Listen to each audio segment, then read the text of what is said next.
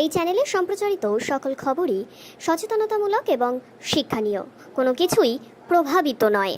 জাল নথি তৈরি করে জমি বিক্রি করার অভিযোগ, বারাসাত থেকে দুজন ব্যক্তিকে গ্রেপ্তারও করা হয়েছে। এই অভিযোগে পুলিশ সূত্রে জানা গেছে, সরকারি আধিকারিকের পরিচয় দিয়ে জাল নথি তৈরি করে জমি বিক্রি করত অভিজিৎ রায় ও বিক্রম রায় নামক দুজন।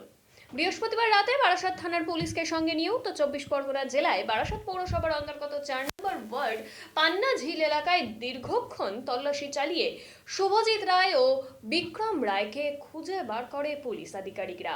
প্রথমে অভিযুক্তদের বারাসাত থানায় নিয়ে আসা হয়, পরবর্তীতে অভিযুক্তদের নিয়ে কলকাতা পুলিশের আধিকারিকদের কলকাতার উদ্দেশ্যে রওনা দেয়।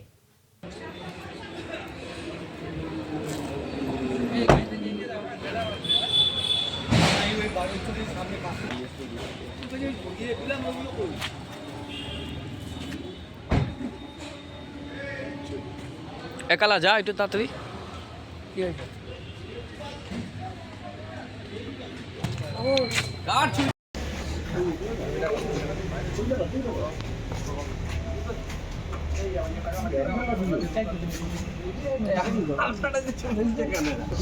একজন পাসপোর্ট নয় কিন্তু চিটিং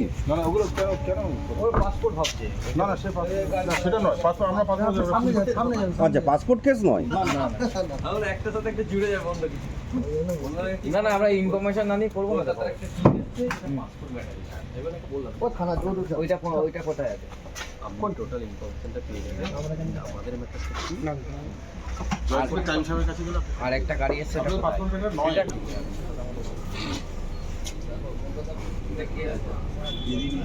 কলকাতা পুলিশ ওকে